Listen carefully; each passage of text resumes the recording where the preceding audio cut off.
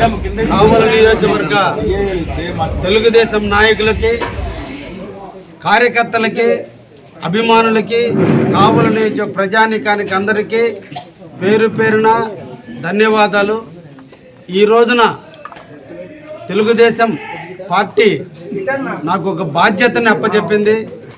ఈ రాష్ట్రంలో ఉన్నటువంటి సైకో పాలన అంతమొందించేందుకు నేను కూడా ఒక సమితినై ఈ రాష్ట్రాన్ని బాగుపరిచేదానికి శ్రీ నారా చంద్రబాబు గారి నాయకత్వంలో యువ నాయకుడైనటువంటి శ్రీ నారా లోకేష్ బాబు గారి సూచనల మేరకు ఈ రాష్ట్రంలో ఉన్నటువంటి అరాచకమైన, దుర్మార్గమైన, దుష్టమైనటువంటి పాలన అంతమొందించేదానికి ఈ రోజున కావలిలో ఉండే కార్యకర్తలు అందరితో కూడా నేను కూడా కలిసి నడిచేదానికి ఈ రోజున నాకు పార్టీ అధిష్టానం కావలి నియోజకవర్గ ఇన్ఛార్జిగా ఈ రోజున నియమించడం జరిగింది.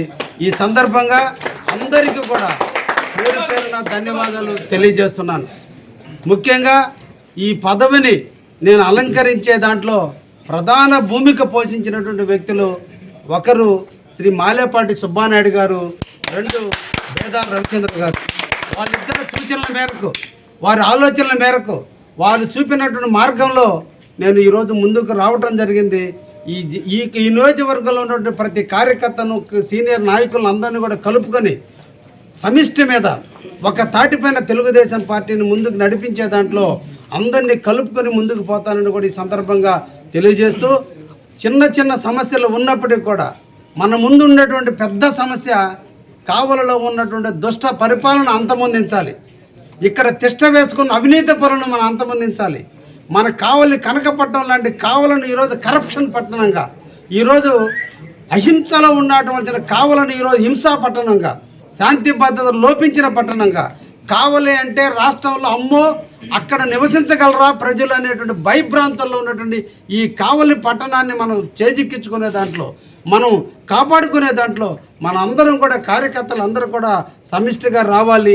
మనందరం కూడా కావలి నుంచి అత్యధికమైనటువంటి మెజార్టీతో పార్టీ అధిష్టానం సూచించిన విధంగా మనం ఇక్కడ ఎమ్మెల్యేగా అభ్యర్థిని గెలిపించుకున్న నాడు మన అందరం కూడా విజయం సాధించినట్టే. దీనికి అందరూ కూడా కార్యకర్తలు, సీనియర్ నాయకులు, పార్టీలో ఉన్న వివిధ పదవుల్లో ఉన్నట్టు అందరూ కూడా మన రవిచంద్ర గారు, మాలేపాటి సుబ్బానాయుడు గారి నాయకత్వంలో ఈరోజు నేను ఇన్ఛార్జ్ అయినప్పటికీ పెద్దలు వాళ్ళందరూ సూచనల మేరకు నేను నడుచుకుంటానని కూడా ఈ సందర్భంగా తెలియజేస్తూ, జిల్లాలో ఉన్నటువంటి మాజీ మంత్రివర్యులు సోమిరెడ్డి చంద్రమోహన్ రెడ్డి సూచనల మేరకు, అదేవిధంగా మాజీ మంత్రివర్యులు నారాయణ గారి సూచనల మేరకు, ఇంకా జిల్లాలో ఉన్నటువంటి అధ్యక్షుడైనటువంటి అజీజ్ గారి ఆదేశాల మేరకు ఈ కావలి నియోజకవర్గాన్ని అభివృద్ధి పదంలో నడిచేదానికి నా వంతు నేను కృషి చేస్తానని కూడా ఈ సందర్భంగా తెలియజేస్తూ, మరొకసారి నాకు ఈ అవకాశం ఇచ్చినటువంటి పార్టీ అధినేత అయినటువంటి శ్రీ నారా చంద్రబాబు నాయుడు గారికి, లోకేష్ బాబు గారికి ప్రత్యేక ధన్యవాదాలు తెలియజేస్తున్నాను.